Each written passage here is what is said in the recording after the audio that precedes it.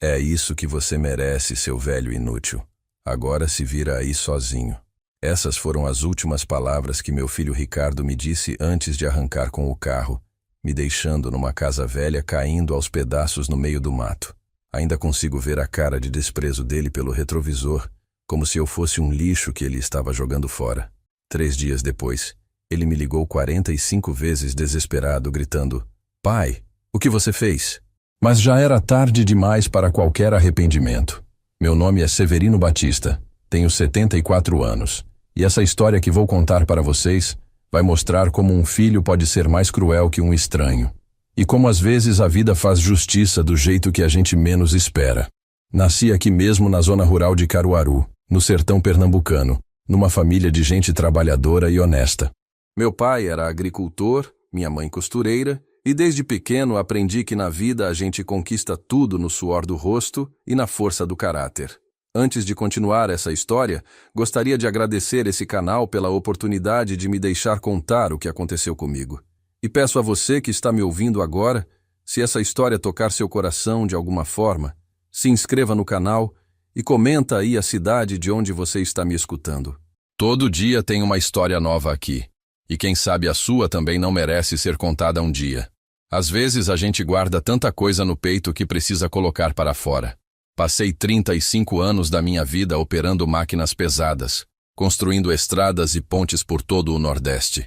Escavadeira, trator, patrol, retroescavadeira, qualquer máquina que você colocasse na minha frente, eu fazia ela trabalhar direito.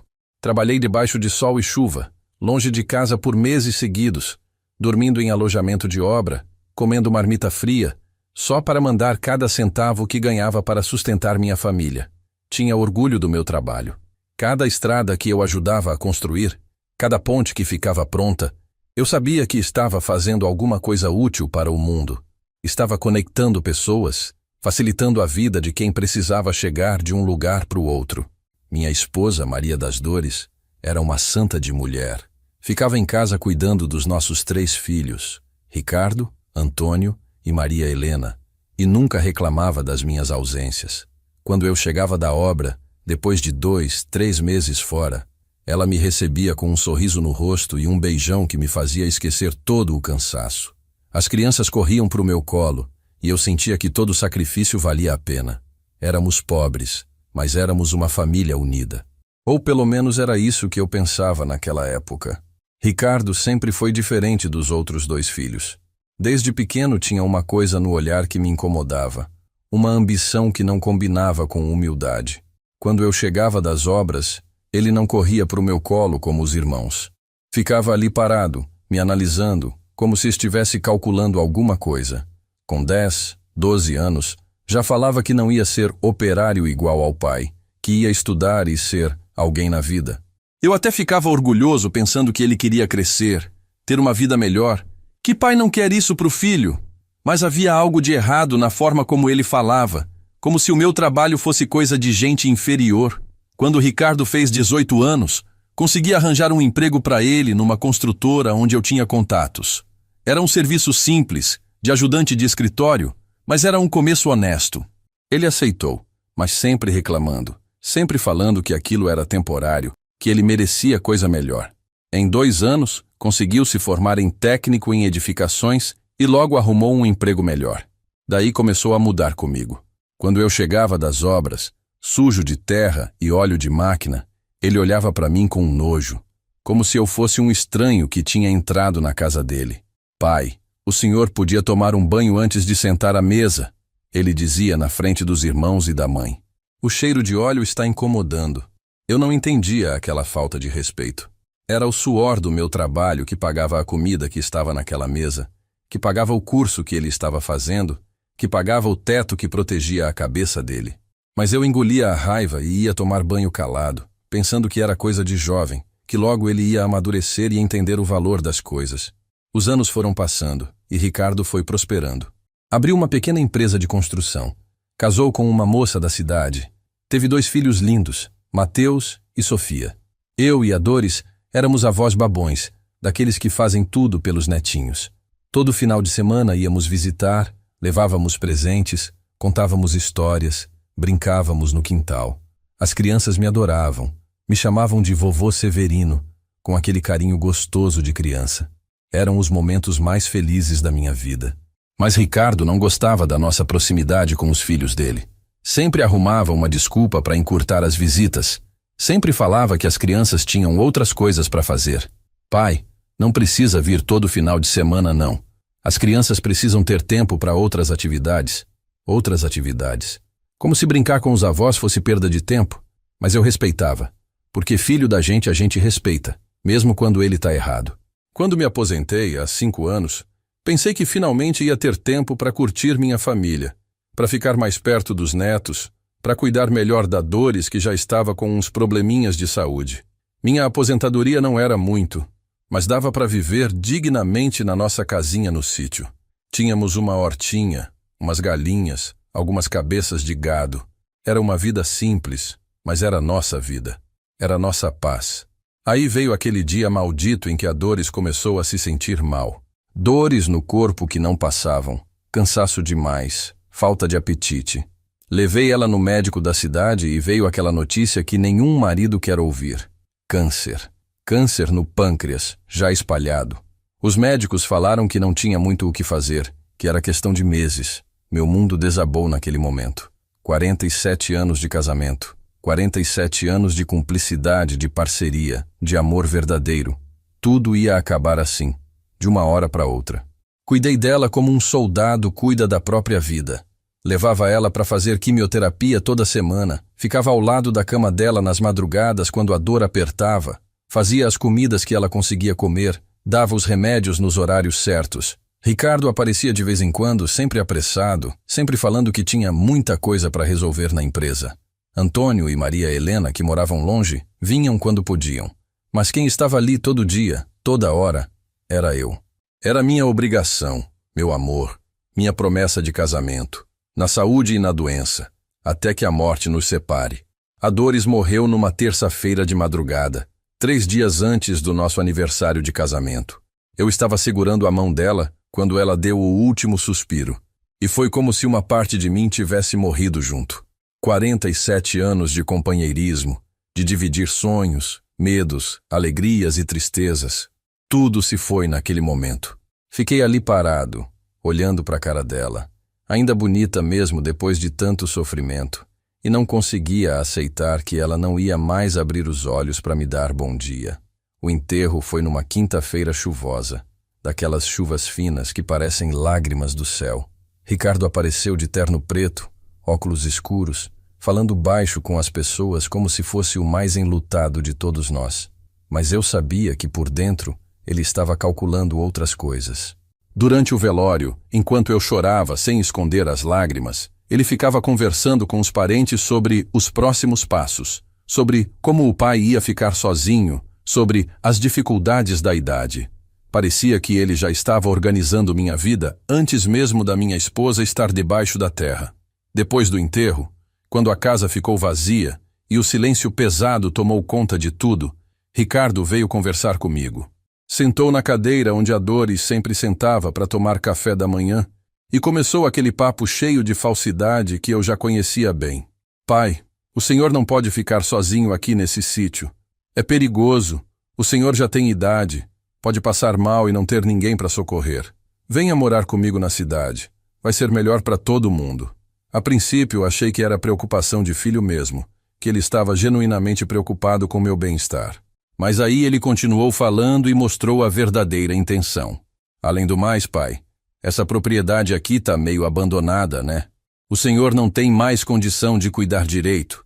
Seria bom vender e investir o dinheiro numa coisa mais rentável, garantir o futuro. Futuro? Que futuro ele estava falando? Futuro de quem? Porque o meu futuro estava ali mesmo, naquela terra onde eu tinha construído minha vida com a Doris, onde cada cantinho tinha uma lembrança nossa, onde cada árvore tinha sido plantada com nossas próprias mãos.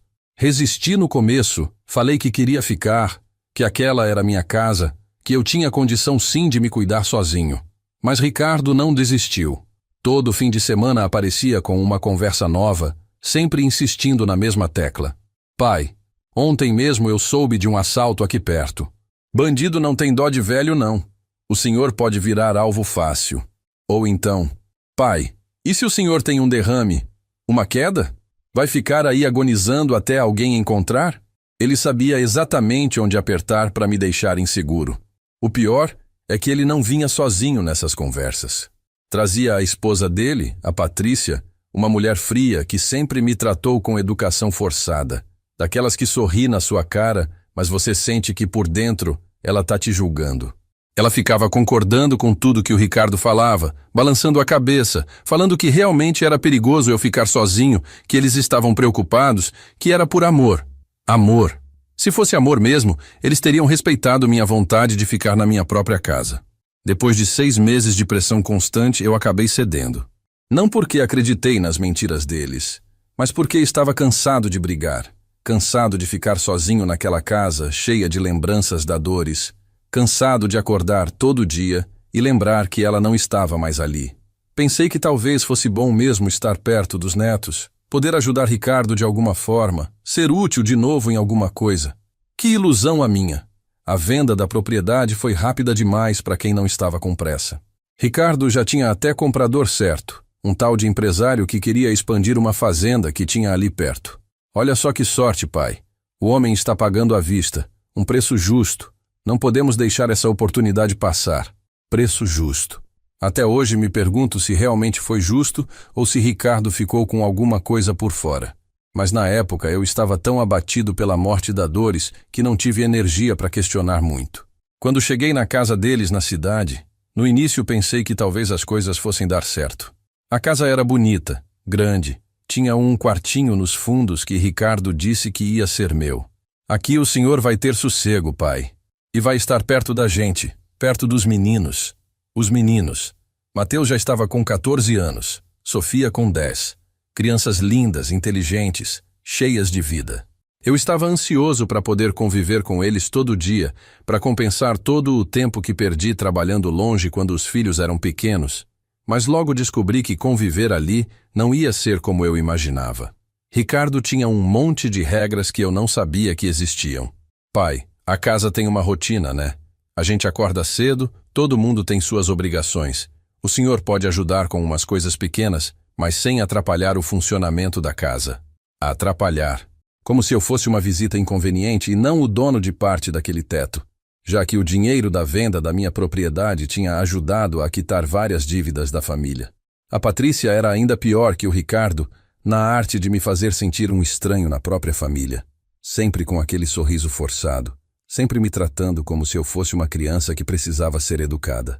Seu Severino, a partir de agora vamos organizar melhor as refeições, tá bom? O senhor come junto com a gente, mas tem horário certinho.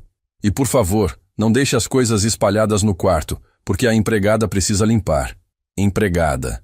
Eles tinham empregada 2 vezes por semana, e eu não podia nem deixar um copo d'água na mesa de cabeceira. Os netos, coitados, estavam sempre ocupados com alguma coisa. Escola particular, curso de inglês, natação, judô, aula de piano. Quando chegavam em casa, iam direto para o quarto fazer dever de casa ou brincar no computador. Quando eu tentava puxar conversa, eles até respondiam com educação, mas logo a mãe aparecia. Mateus, Sofia, vocês não terminaram a lição de casa ainda. Vão para o quarto de vocês. Era como se eu fosse uma distração perigosa na vida deles. E o Ricardo? O Ricardo foi mostrando aos poucos quem ele realmente era. No primeiro mês ainda fingia alguma consideração, perguntava se eu estava bem, se precisava de alguma coisa. Mas conforme o tempo foi passando, as máscaras foram caindo. Começou com pequenas humilhações, sempre na frente de outras pessoas, sempre disfarçadas de brincadeira ou preocupação. Ô pai, o senhor tá ficando meio surdo, né? Já perguntei 3 vezes se quer mais café. Ou então, cuidado com essas escadas, pai. Na idade do senhor, uma queda pode ser perigosa. As humilhações começaram pequenas, mas foram crescendo como erva daninha no quintal. Ricardo tinha uma habilidade diabólica de me rebaixar na frente dos outros sem parecer que estava sendo maldoso. Quando recebia visita em casa, ele sempre arrumava um jeito de me apresentar como o coitado do meu pai que não tem mais onde ficar. Coitado. Como se eu fosse um mendigo que ele tinha recolhido da rua por caridade, e não o homem que trabalhou a vida inteira para dar dignidade para a família dele. Lembro de uma vez que os amigos dele vieram jantar em casa. Gente da construção civil, empresários pequenos que se achavam grandes. Eu estava sentado na sala vendo televisão quando eles chegaram, e Ricardo logo fez questão de explicar minha presença. Esse é meu pai, pessoal. Tá morando aqui comigo porque vendeu a propriedade dele e não tinha mais para onde ir. Vocês sabem como é, né? Família a gente não abandona.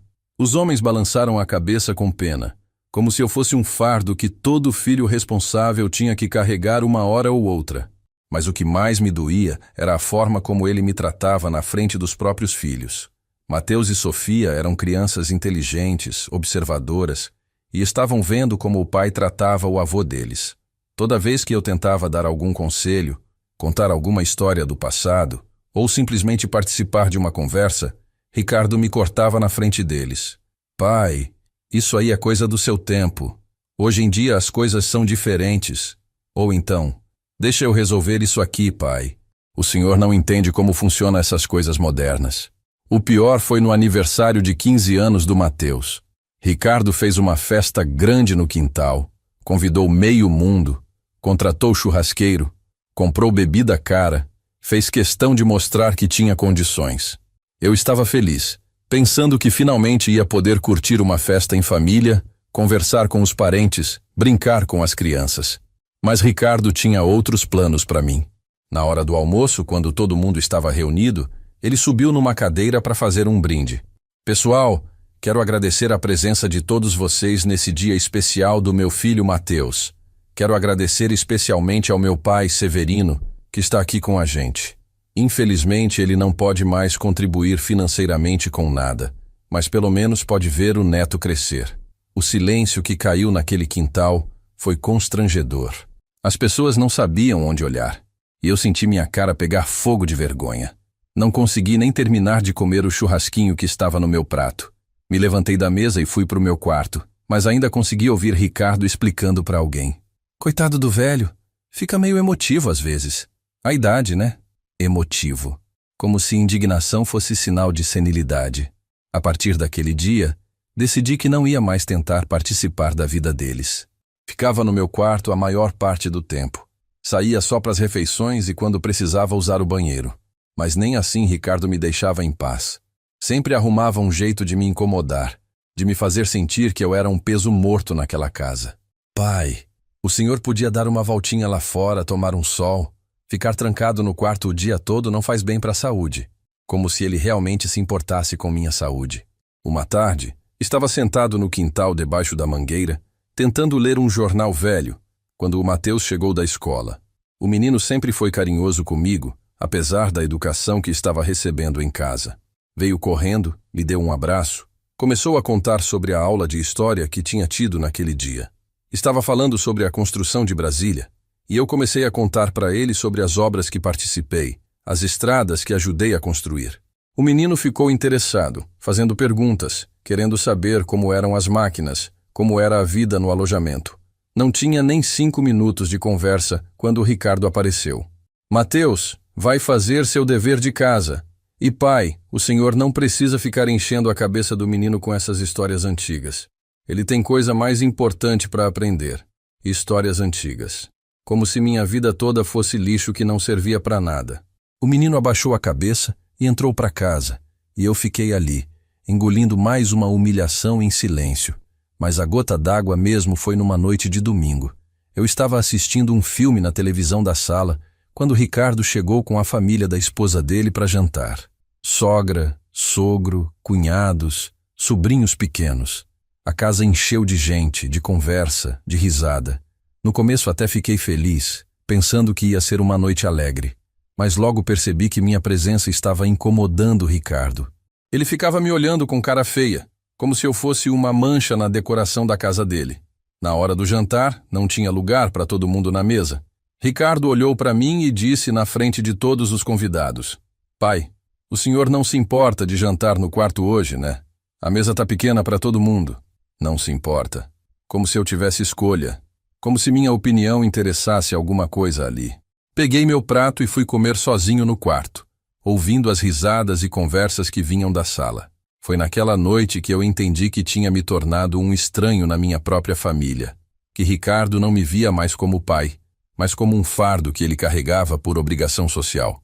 E o pior é que eu estava permitindo aquilo, engolindo calado toda a humilhação, toda a falta de respeito, toda a crueldade.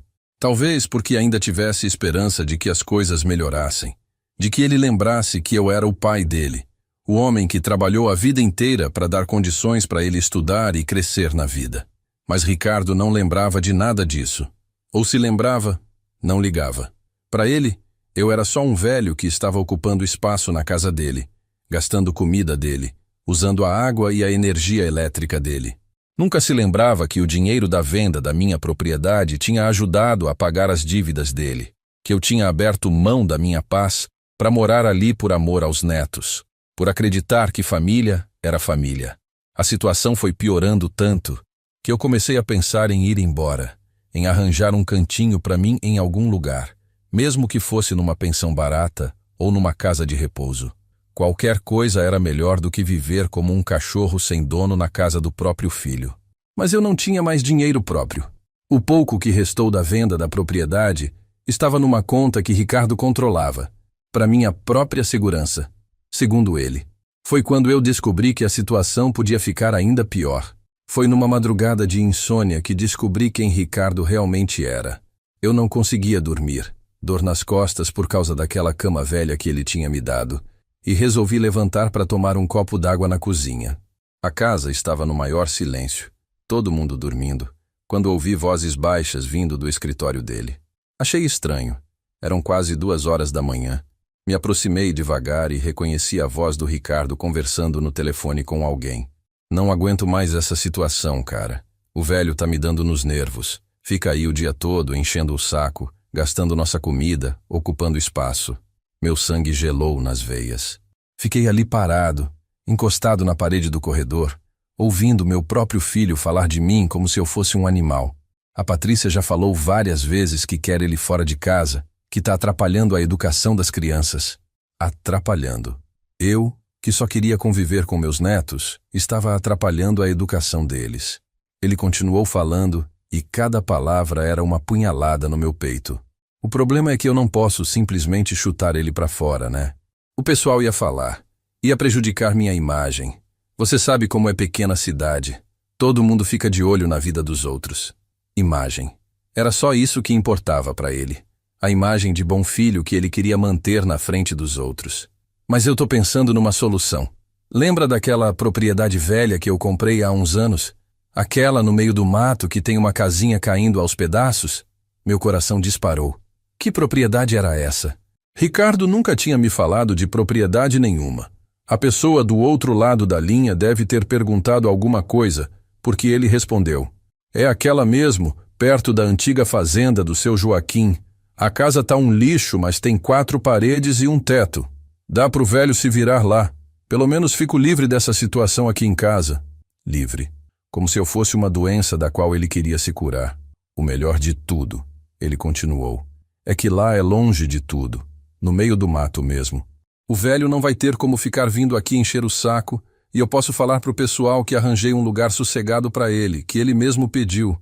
Todo mundo vai achar que sou um filho exemplar. A frieza na voz dele me assustou. Não era raiva, não era desespero. Era cálculo puro. Planejamento de como se livrar de mim da forma mais conveniente para ele. Voltei pro quarto em silêncio, com as pernas tremendo de raiva e decepção. Deitei na cama e fiquei olhando pro teto até o sol nascer, tentando processar o que tinha ouvido. Meu próprio filho, aquele menino que eu peguei no colo quando nasceu, que ensinei a andar, que protegi de todos os perigos do mundo, estava planejando me abandonar numa casa abandonada no meio do mato. E o pior, estava orgulhoso da própria esperteza. Nos dias seguintes comecei a observar Ricardo com outros olhos. Via como ele fingia preocupação quando falava comigo, como forçava um sorriso quando tinha que me dirigir a palavra na frente dos outros. Era tudo teatro, tudo representação. Por dentro, ele só queria se livrar de mim o mais rápido possível. E eu ali, feito um idiota, ainda esperando que ele lembrasse que eu era o pai dele. Uma semana depois da conversa que ouvi, Ricardo veio falar comigo com aquela cara de quem tá fazendo um favor. Pai, Tenho uma surpresa para o senhor. Lembra que o senhor sempre falava que queria um lugar mais sossegado, mais perto da natureza? Eu nunca tinha falado nada disso, mas deixei ele continuar a mentira. Pois é, arranjei uma propriedade linda para o senhor. Uma casinha no meio do verde, longe da correria da cidade. O senhor vai adorar. Casinha no meio do verde. Que mentira descarada. Eu sabia exatamente que tipo de lugar ele estava falando, mas resolvi bancar o ingênuo para ver até onde ele era capaz de ir. Que lugar é esse, filho? Perguntei, fingindo interesse. Ele abriu um sorriso falso e respondeu: é uma surpresa, pai. Vamos lá no sábado, o senhor vai ver com os próprios olhos. Tenho certeza que vai ficar feliz. Feliz. Se ele soubesse que eu tinha ouvido a conversa dele, saberia que a única coisa que eu sentia era nojo. Nojo de ter gerado um filho tão cruel, tão calculista, tão capaz de mentir olhando nos olhos do próprio pai. Mas eu não disse nada. Apenas balancei a cabeça e falei: tá bom, Ricardo, vamos ver esse lugar. Durante a semana, ele ficou todo animado, falando sobre como eu ia gostar da nova casa, como ia ser bom para mim ter independência de novo. Independência. Que palavra bonita para disfarçar abandono. A Patrícia também entrou na encenação falando que ia sentir saudade, que eu sempre seria bem-vindo para visitar, que as crianças iam adorar ir me ver no sítio novo. Mentira atrás de mentira, uma família inteira representando para enganar um velho. Na sexta-feira à noite, Ricardo entrou no meu quarto com uma cara de preocupação fingida. Pai, amanhã nós vamos cedo, tá bom? E o senhor leva só o essencial primeiro, depois eu trago o resto das suas coisas. O essencial. Como se eu tivesse alguma coisa de valor para levar. Minha vida inteira cabia numa maleta velha.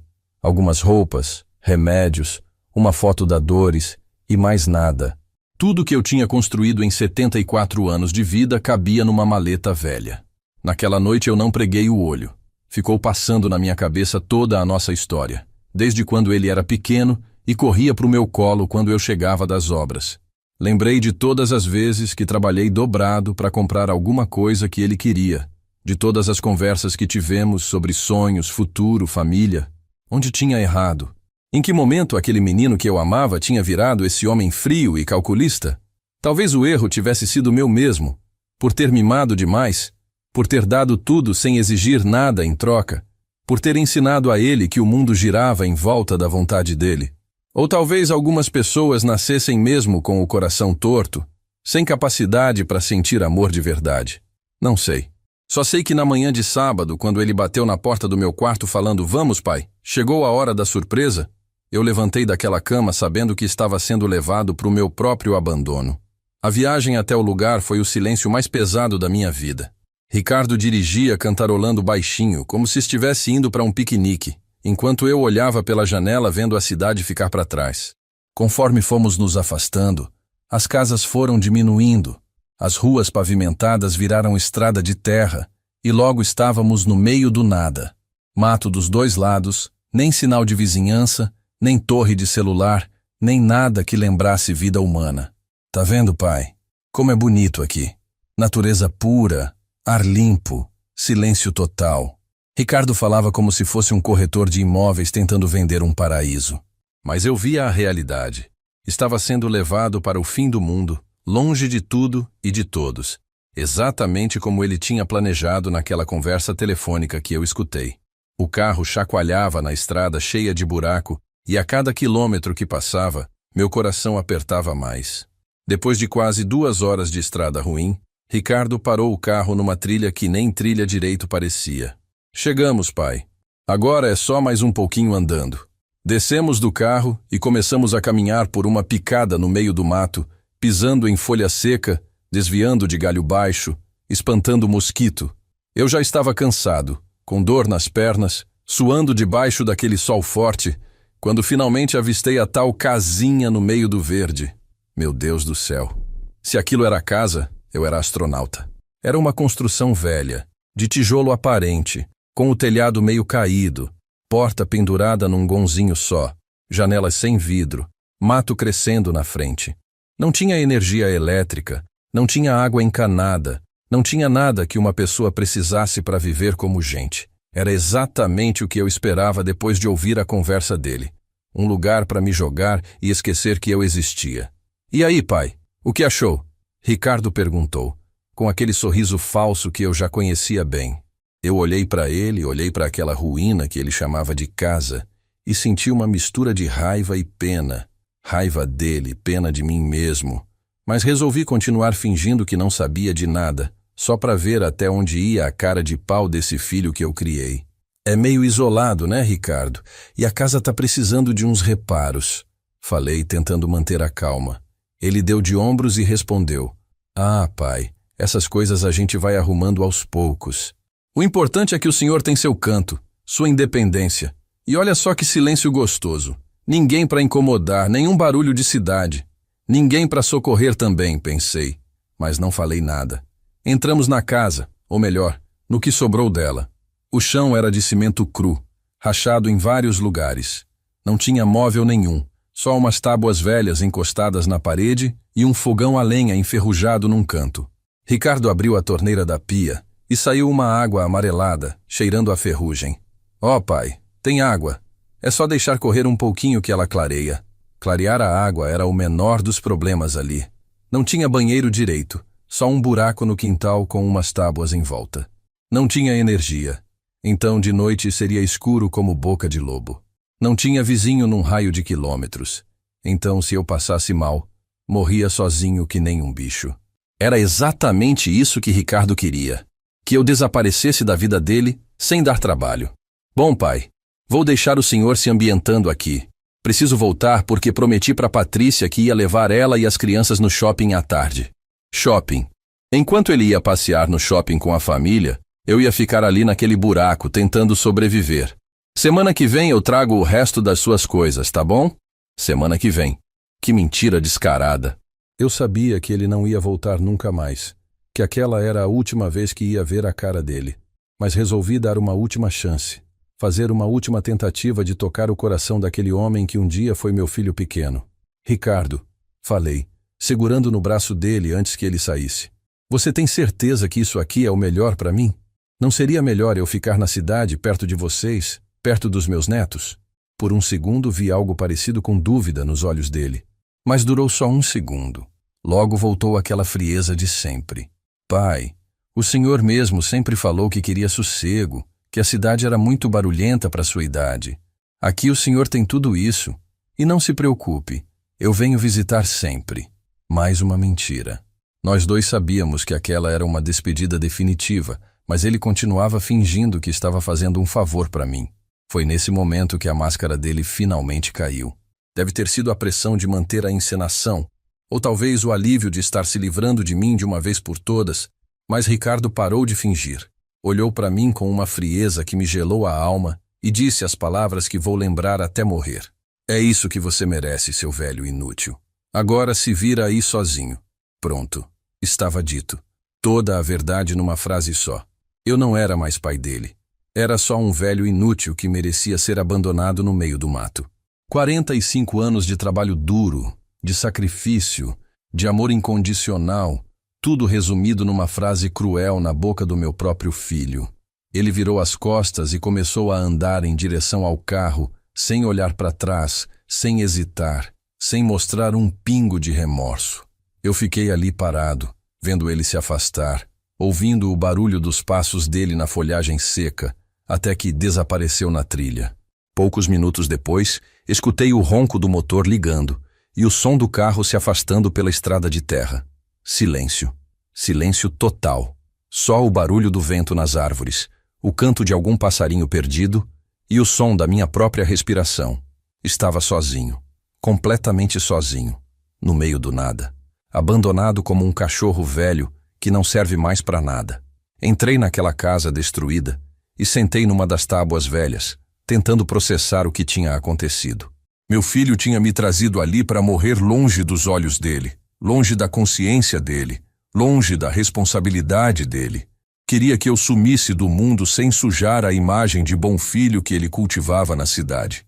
Mas Ricardo cometeu um erro muito grande ao me abandonar ali. Ele achava que conhecia o pai dele, mas não conhecia. Ele achava que eu era só um velho cansado e derrotado, mas estava enganado. 74 anos de vida tinham me ensinado muito sobre o mundo, sobre as pessoas e principalmente sobre justiça. E eu sabia uma coisa sobre aquela propriedade que Ricardo não fazia a menor ideia. Uma coisa que ia mudar tudo. Passei a primeira noite naquele lugar sem dormir, olhando para o teto furado, ouvindo os barulhos estranhos do mato. Não era medo que me mantinha acordado, era raiva. Uma raiva que queimava no peito como brasa viva. Ricardo achava que tinha sido esperto, que tinha encontrado a solução perfeita para se livrar de mim. Mas ele não fazia ideia de onde tinha me jogado. Aquela propriedade eu conhecia desde menino. Quando eu tinha uns 10, 12 anos, vinha pescar nessa região com meu pai e meus irmãos. Naquela época, a casa nem existia ainda, era só mato puro. Mas eu lembrava muito bem de uma coisa que Ricardo nunca ia imaginar. Bem atrás da casa, no meio da mata fechada, tinha uma nascente de água cristalina. Não era uma nascente qualquer, era uma das mais puras da região, que alimentava 3 riachos diferentes. Meu pai, que Deus o tenha, era um homem simples, mas sábio. Ele me ensinou que quem controlava a água, controlava a vida. Severino, meu filho, ele dizia, pode faltar tudo na vida de um homem, menos água limpa. Quem tem água boa, tem o tesouro mais precioso do mundo. Na época eu era criança e não entendia direito. Mas agora, velho e abandonado, essas palavras faziam todo sentido. Na manhã seguinte, mesmo com o corpo dolorido e o coração partido, levantei daquela tábua que tinha servido de cama e fui explorar a propriedade. Caminhei pela trilha que contornava a casa, abri caminho no mato fechado, seguindo a memória dos tempos de menino. E lá estava ela, a nascente. Mais bonita do que eu lembrava, jorrando água cristalina direto da rocha, formando um poço natural que refletia o céu como espelho. Bebi daquela água e senti o gosto da pureza, da vida, da esperança. Não era só água, era poder. Era a coisa mais valiosa que uma pessoa podia ter numa região onde a seca castigava todo ano, onde muita gente pagava caro por água de qualidade duvidosa. E Ricardo, na pressa de se livrar de mim, tinha me jogado exatamente em cima dessa riqueza. Sentei na pedra lisa ao lado da nascente e comecei a pensar. Aquela propriedade não era registrada no nome de Ricardo, eu tinha certeza. Ele tinha dito que comprou há uns anos, mas eu apostava que era posse mesmo. Talvez nem documento direito ele tinha. Gente como Ricardo sempre dava um jeito de pagar barato por terra abandonada, na esperança de regularizar depois e ganhar dinheiro fácil. Mas eu tinha uma vantagem que ele não sabia. Conhecia a região desde criança. Conhecia as pessoas antigas do lugar. Conhecia os caminhos burocráticos.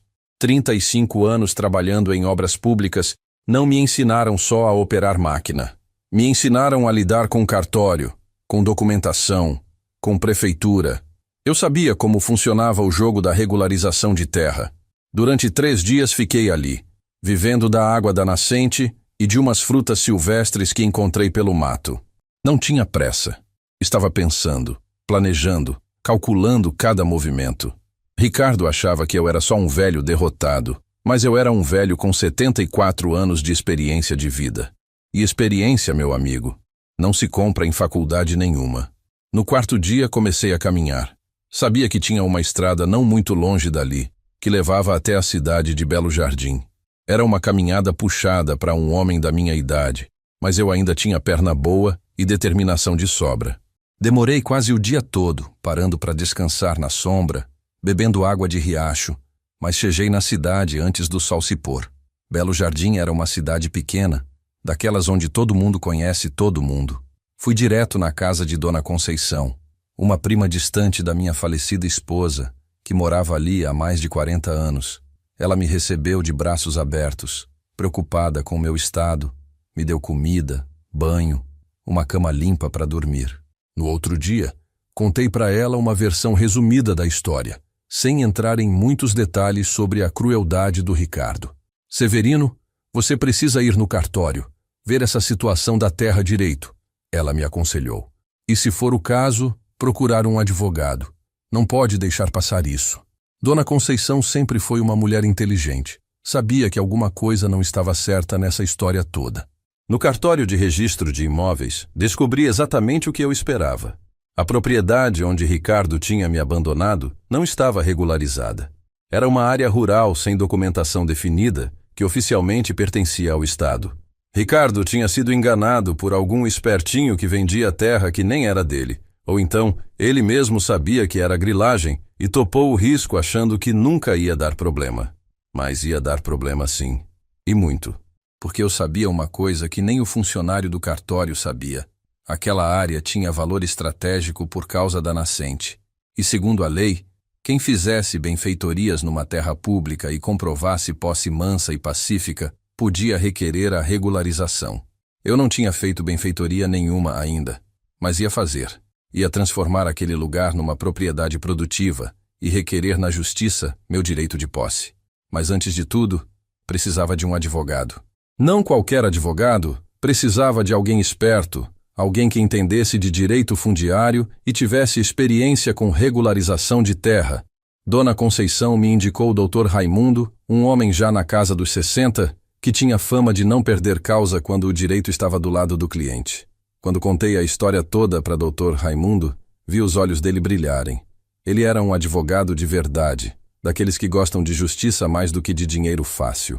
Seu Severino, o senhor tem um caso interessante aqui. Se conseguirmos provar que o senhor está na posse da terra e tem intenção de torná-la produtiva, podemos entrar com uma ação de uso capião. E se essa nascente for o que o senhor está falando, isso aqui pode valer muito dinheiro. Valeria mesmo. Dr. Raimundo me explicou que empresas de água mineral estavam sempre procurando nascentes de qualidade para explorar comercialmente, e que o governo também pagava bem por direitos de uso de água pura para abastecimento público. Mas primeiro, ele disse, o senhor precisa voltar para lá e começar a fazer alguma coisa na terra. Plantar, limpar, construir. Mostrar que tem intenção de morar e trabalhar ali. Morar e trabalhar. Era exatamente isso que eu ia fazer. Não porque não tinha para onde ir, mas porque tinha encontrado minha chance de fazer justiça. Ricardo tinha me jogado naquele lugar achando que estava me condenando, mas na verdade tinha me dado a oportunidade da minha vida. A oportunidade de mostrar para ele, para toda a cidade, para o mundo inteiro, quem era Severino Batista de verdade. Voltei para aquela propriedade com uma mentalidade completamente diferente. Não era mais um velho abandonado esperando a morte chegar. Era um homem com um plano. Doutor, Raimundo tinha me emprestado R$ 2.000 para comprar material básico, ferramentas e comida para uns 2 meses. Quando o senhor conseguir a posse da terra, me paga com juros. Ele disse confiante no resultado da nossa empreitada.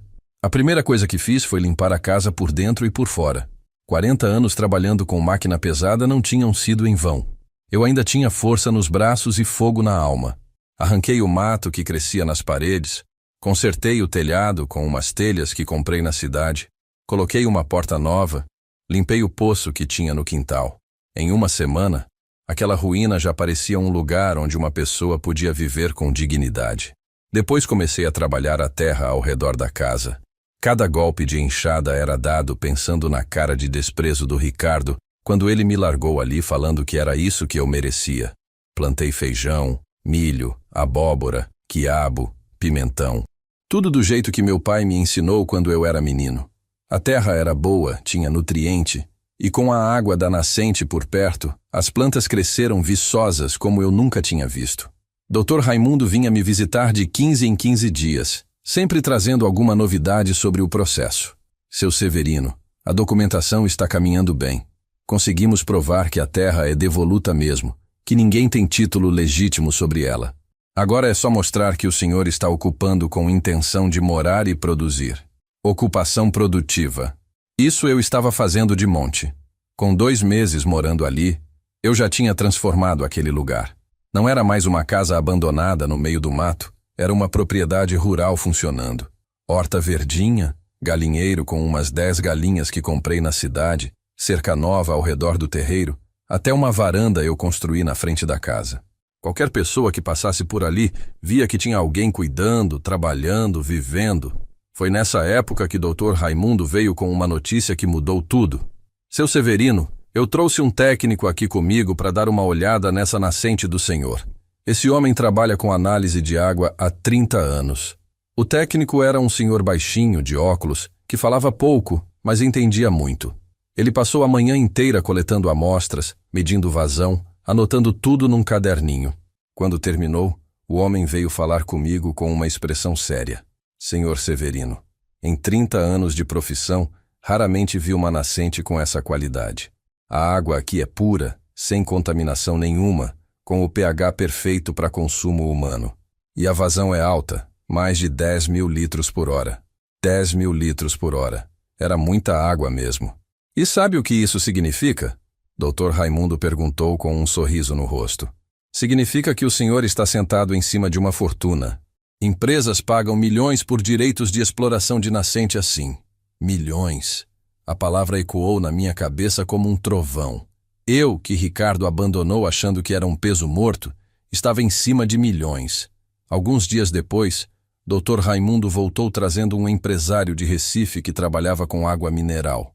O homem se chamava João Batista, tinha uns 50 anos, usava terno mesmo no calor do sertão. Ele olhou a nascente, provou a água, conversou com o técnico, fez algumas contas na calculadora. Senhor Severino, tenho interesse em fazer um negócio com o senhor. Um negócio muito bom. A proposta que ele fez quase me derrubou da cadeira. Queria pagar 1,5 milhão à vista pelos direitos de exploração da nascente por 15 anos, mais 15% sobre cada litro vendido. Essa água aqui pode virar uma marca nacional, senhor Severino. Com marketing certo, a gente vende isso até no exterior.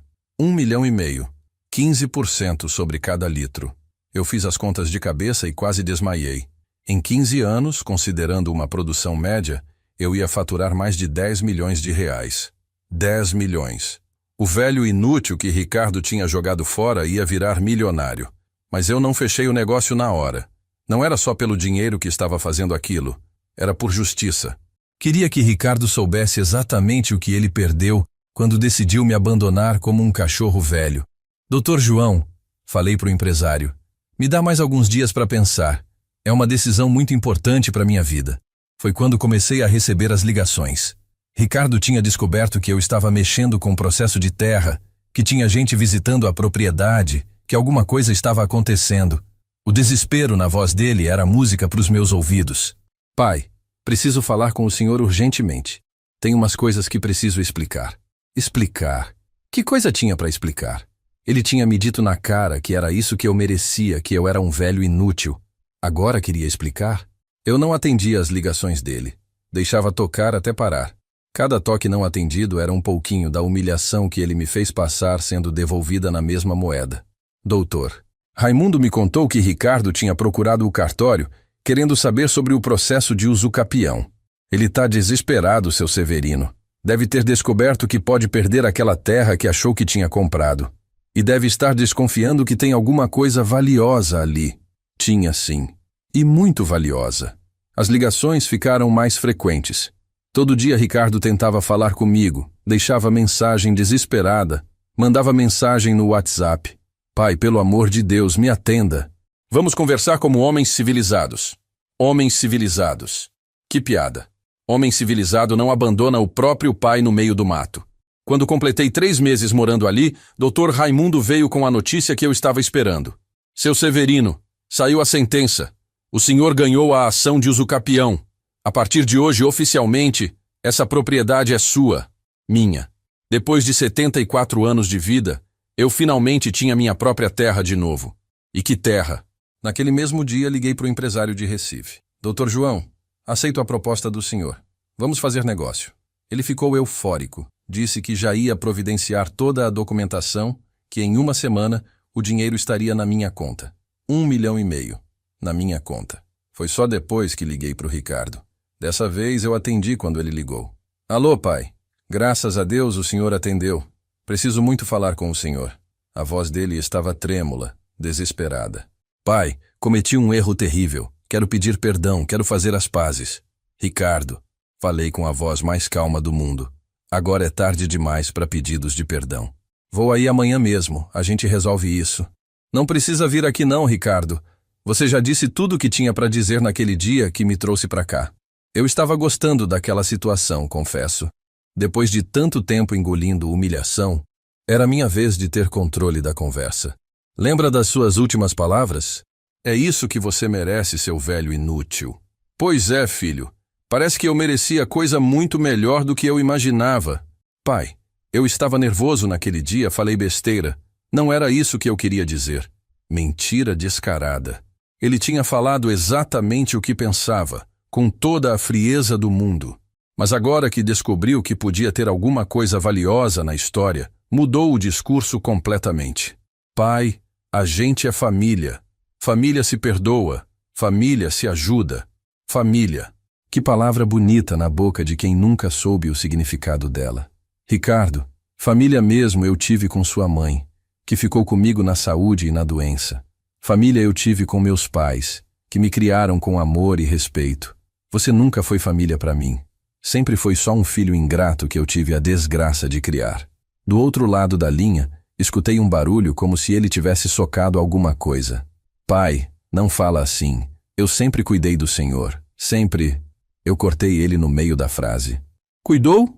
Você me humilhou na frente dos seus amigos, me tratou como estorvo na frente dos seus filhos, me expulsou de casa e me abandonou no meio do mato. Isso para você é cuidar? Pai, eu posso explicar tudo isso. Eu estava passando por dificuldades financeiras. A empresa estava com problemas. Eu estava estressado. Desculpa, esfarrapada. Quando a gente tem caráter, o estresse não faz a gente virar cruel com o próprio pai. Ricardo, você não estava estressado. Você estava sendo você mesmo. Um homem frio, calculista, que se livra de qualquer um que considera inútil para sua vida. A conversa foi ficando mais tensa. Ricardo tentava de tudo. Pedia perdão, inventava desculpa, tentava fazer chantagem emocional falando dos netos. Pai, os meninos perguntam por que o vovô não aparece mais. Eles sentem saudade do senhor. Mais mentira. Se os meninos perguntassem alguma coisa, era porque ele inventava alguma história para justificar meu sumiço. Ricardo, você proibiu seus filhos de conversar comigo quando eu morava na sua casa. Agora quer usar eles para me convencer? Que tipo de homem faz isso? Ele ficou sem resposta por alguns segundos, depois tentou mudar de assunto. Pai, soube que o senhor está mexendo com processo de terra.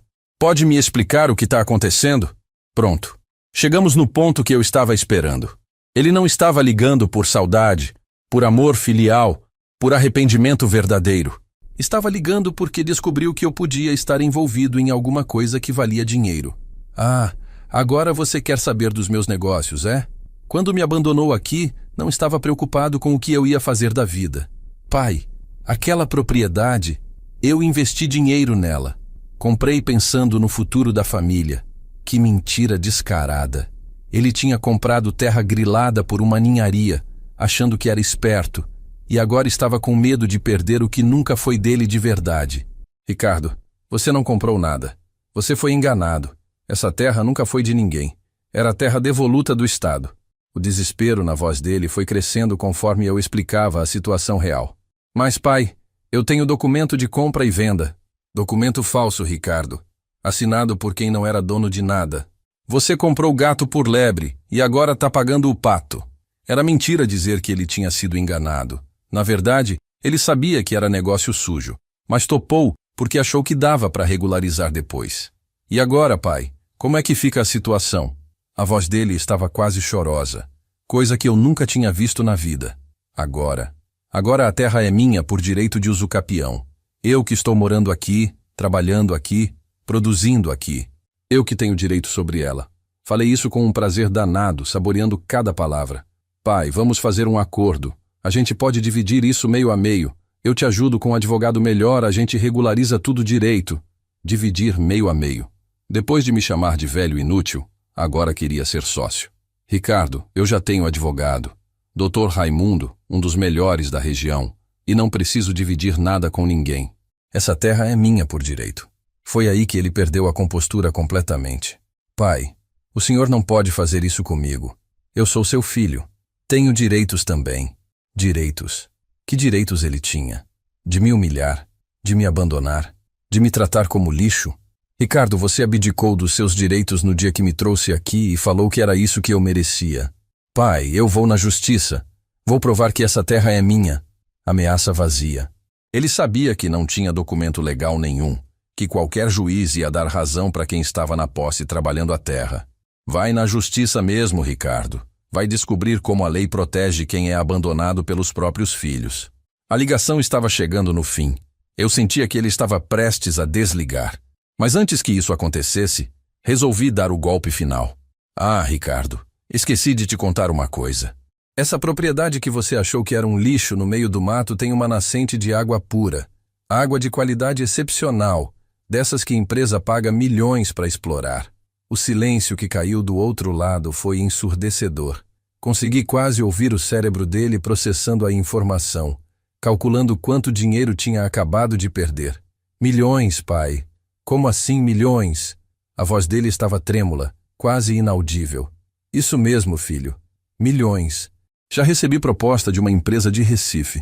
1,5 milhão à vista, mais porcentagem sobre cada litro vendido. Em 15 anos, vou faturar mais de 10 milhões. Deixei a informação afundar bem devagar, como veneno na veia. Pai, não pode ser. Ele estava em choque completo.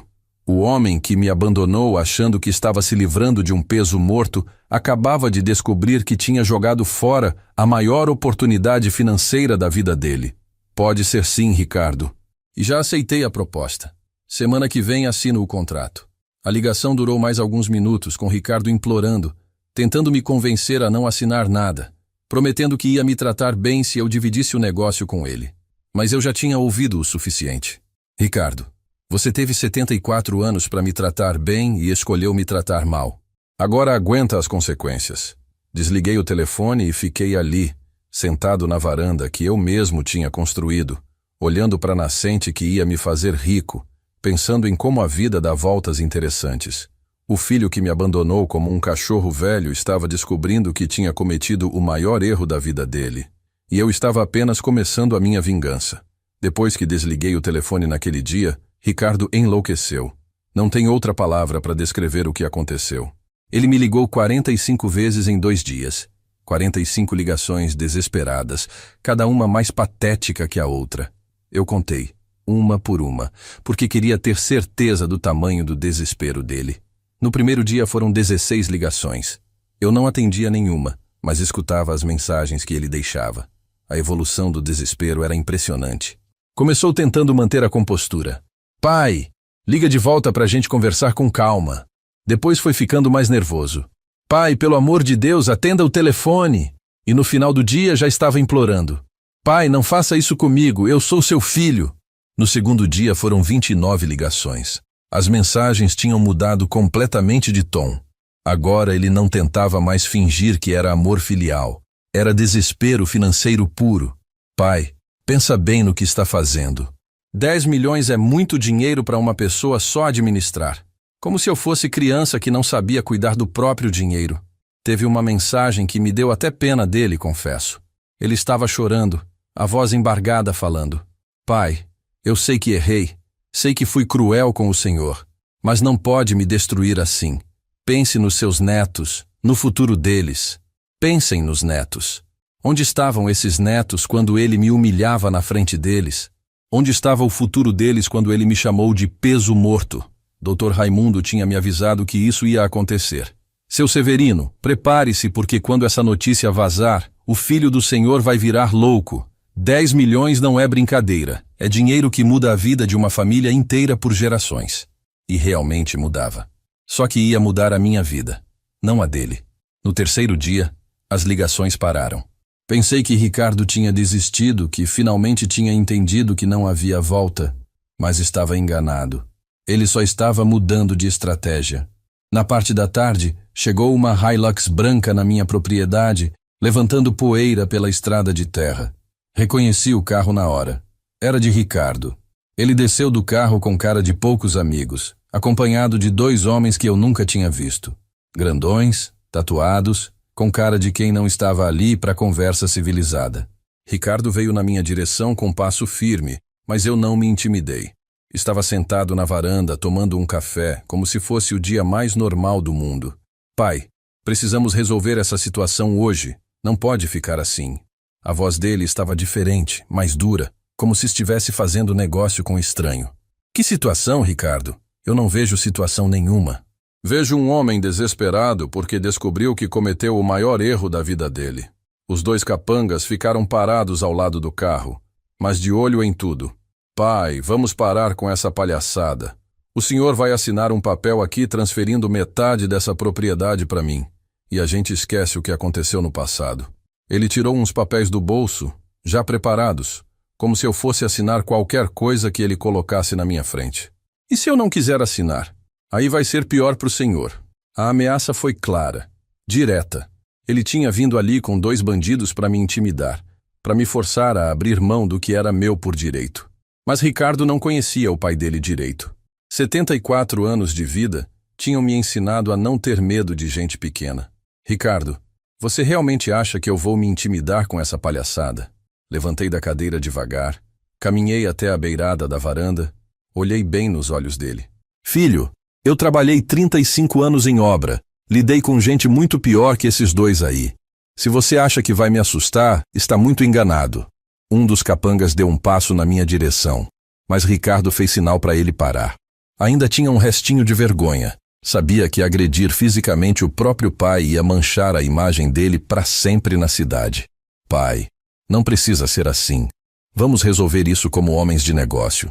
50% para cada um, todo mundo sai ganhando.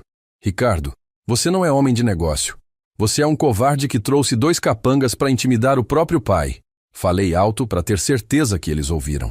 E deixa eu te avisar uma coisa. Se vocês encostarem um dedo em mim, vão ter que explicar para a polícia por que agrediram um homem de 74 anos. A situação estava ficando tensa. Os 2 homens estavam claramente desconfortáveis. Provavelmente não sabiam que tinham sido contratados para intimidar um idoso. Ricardo percebeu que a estratégia não estava funcionando e mudou de tom mais uma vez. Pai, vamos entrar em casa e conversar só nós 2. Sem pressa, sem pressão. Não vou entrar em lugar nenhum com você, Ricardo. Você já mostrou que tipo de homem é. Não confio mais em você nem para tomar um café junto. As palavras saíram duras, mas era a verdade pura. O filho que eu tinha criado tinha morrido no dia que ele me abandonou ali. O que estava na minha frente agora era um estranho perigoso. Foi quando aconteceu algo que eu não esperava. Um dos capangas se aproximou de Ricardo e falou baixinho. Chefe, eu não topo esse trampo não. Intimidar velho não é comigo. O outro concordou, balançando a cabeça. Cara, isso aí não tá certo. A gente vai embora. E sem esperar resposta, os 2 caminharam de volta pro carro. Ricardo ficou ali, sozinho, sem os músculos que tinha alugado para me amedrontar. A cara dele era um misto de raiva e desespero. Pai, o senhor não sabe o que está fazendo. Essa propriedade podia ser nossa. Podia unir nossa família de novo. Nossa família. Que família? Ele tinha destruído qualquer possibilidade de família quando me tratou como lixo. Ricardo, vá embora daqui antes que eu chame a polícia. E não volte mais. Da próxima vez, não vou ter essa paciência. Ele ficou me encarando por alguns segundos, como se estivesse calculando se valia a pena tentar alguma coisa sozinho. Mas deve ter percebido que tinha perdido completamente o controle da situação. Isso não vai ficar assim, pai. Vou procurar meus direitos na justiça. Vou provar que tenho direito a pelo menos uma parte dessa herança. Herança. Era assim que ele via aquilo, como herança que já era dele por direito. Não conseguia entender que tinha perdido qualquer direito no dia que me abandonou. Procura seus direitos onde quiser, Ricardo. Mas enquanto isso, vou tocando minha vida e meus negócios. Ele deu as costas e caminhou até o carro, derrotado. Antes de entrar, gritou mais uma vez. Pai, o que você fez? Que homem o senhor virou? A resposta saiu da minha boca sem eu nem pensar. Virei um homem que aprendeu a fazer justiça com as próprias mãos. Ele entrou no carro e saiu em disparada, levantando uma nuvem de poeira que demorou uns 5 minutos para baixar. Sentei de volta na minha cadeira, terminei meu café já frio e sorri pela primeira vez em muito tempo. Ricardo tinha descoberto que o pai dele não era mais aquele velho submisso que engolia a humilhação calado. Tinha se transformado em outra pessoa. Uma pessoa que não tinha mais medo de nada nem de ninguém. 6 meses depois daquele dia em que Ricardo veio aqui com os capangas, minha vida tinha mudado completamente. O contrato com a empresa de água mineral foi assinado, o dinheiro entrou na conta e eu me tornei oficialmente um homem rico. Mas não era o dinheiro que me dava mais satisfação. Era saber que a justiça tinha sido feita do jeito que ela merecia ser feita. Com o primeiro pagamento da empresa, mandei construir uma casa nova no mesmo terreno onde Ricardo me abandonou. Não uma casa qualquer. Uma mansão bonita, com 3 quartos, sala grande, cozinha moderna, até uma piscina eu mandei fazer. Queria que qualquer pessoa que passasse por ali visse que o velho inútil que foi jogado naquele lugar tinha se transformado no homem mais próspero da região.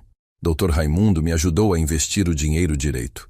Comprei algumas propriedades na cidade, investi em poupança, em título do governo, em ações de empresas sólidas. Seu Severino, com essa quantia bem investida, o senhor vai ter renda para viver como rei pelo resto da vida, ele me disse. E era verdade. Aos 74 anos eu tinha conseguido uma independência financeira que a maioria das pessoas nunca consegue.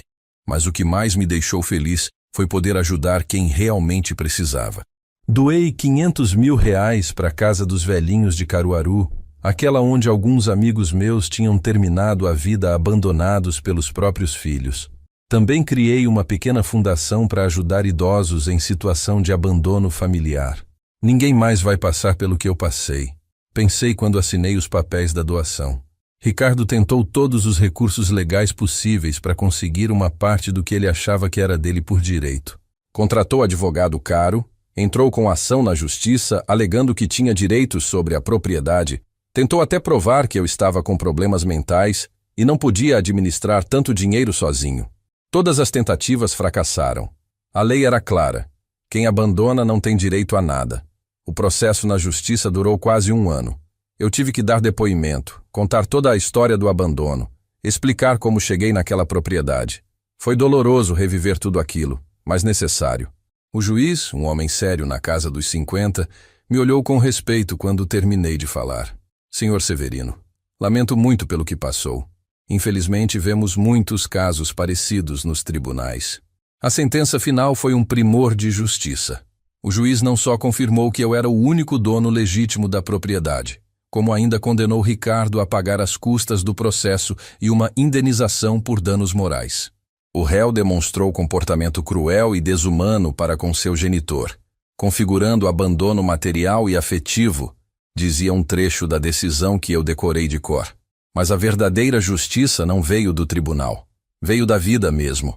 A notícia da minha súbita riqueza se espalhou pela cidade como fogo na palha seca. Todo mundo ficou sabendo que o velho que Ricardo abandonou no mato tinha se tornado milionário. E todo mundo ficou sabendo também como Ricardo me tratou, as palavras cruéis que ele disse, a forma covarde como tentou se livrar de mim. A reputação dele na cidade ficou completamente destruída. Clientes cancelaram contratos com a empresa dele, fornecedores pararam de dar crédito, amigos se afastaram. Quem abandona o próprio pai é capaz de qualquer coisa, ouvi alguém comentar no mercado. E era verdade. A confiança que as pessoas tinham nele evaporou da noite para o dia. A empresa de construção dele quebrou em menos de 6 meses, sem dinheiro para pagar funcionário, sem crédito para comprar material, sem cliente disposto a contratar alguém com a reputação manchada. Ricardo teve que vender a casa na cidade, teve que tirar os filhos da escola particular, teve que se mudar para um bairro mais simples. A vida dele desmoronou como castelo de cartas. Mas o que mais me satisfez foi o que aconteceu com os netos. Mateus e Sofia descobriram a verdade sobre como o pai tinha me tratado. Descobriram que eu não tinha sumido por vontade própria, mas tinha sido abandonado como um animal. Os dois vieram me procurar, pediram perdão pelas atitudes do pai, quiseram reatar nossa relação. Vovô, a gente não sabia de nada. Papai disse que o senhor tinha ido morar longe porque queria, a Sofia me disse com lágrimas nos olhos. Se a gente soubesse, nunca tinha deixado isso acontecer. Crianças puras, inocentes, que foram privadas do carinho do avô por causa da maldade do pai. Hoje eles vêm me visitar todo final de semana. Trago eles aqui na propriedade, mostro a nascente, conto histórias do tempo que eu trabalhava com máquina pesada, ensino eles a pescar no açude que mandei fazer. É a relação que eu sempre quis ter com meus netos, livre da interferência de um pai doente de egoísmo. Ricardo tentou me procurar mais algumas vezes depois que a situação financeira dele ficou ruim. Não mais com arrogância ou ameaça, mas com humildade forçada, pedindo ajuda, pedindo uma oportunidade. Pai, sei que errei, mas somos família. O Senhor não pode me deixar afundar assim. Família. Depois de tudo que fez, ainda tinha coragem de falar em família. Minha resposta foi sempre a mesma. Ricardo, você teve 74 anos para me tratar como família. Escolheu me tratar como inimigo. Agora aguenta as consequências das suas escolhas. Não havia raiva na minha voz. Apenas a frieza de quem aprendeu que algumas coisas na vida não têm volta. Hoje, morando nesta casa bonita que construí com meu próprio dinheiro, rodeado do carinho dos meus netos, com saúde boa e independência financeira, posso dizer que a vida me ensinou uma lição valiosa. Nunca subestime um velho. Nunca ache que alguém está derrotado só porque está em dificuldade. E principalmente, nunca abandone quem te ama, porque um dia você pode precisar desse amor e descobrir que é tarde demais. Ricardo aprendeu isso na marra. Hoje ele sabe que cometeu o maior erro da vida dele quando me olhou nos olhos e disse que era isso que eu merecia. Porque no final das contas, quem mereceu justiça fui eu. E a justiça chegou do jeito mais doce possível, pela minha própria capacidade de recomeçar e vencer. Se alguém que está me ouvindo já passou por algo parecido, se já foi desrespeitado ou abandonado por quem deveria proteger, não desista nunca. A vida tem dessas surpresas guardadas para quem tem coragem de continuar lutando. E se você conhece alguém que trata os pais mal, mostra essa história para essa pessoa. Porque filho que abandona pai não abandona só um homem, abandona a própria sorte. Comenta aí se você conhece alguma história parecida com essa, ou se você mesmo já passou por alguma coisa assim. Tem muita gente precisando ouvir que a justiça ainda existe neste mundo, mesmo que às vezes demore para chegar. E se essa história tocou seu coração, compartilha com alguém que precisa ouvir. Todo mundo merece uma segunda chance na vida, menos quem nega essa chance para os outros.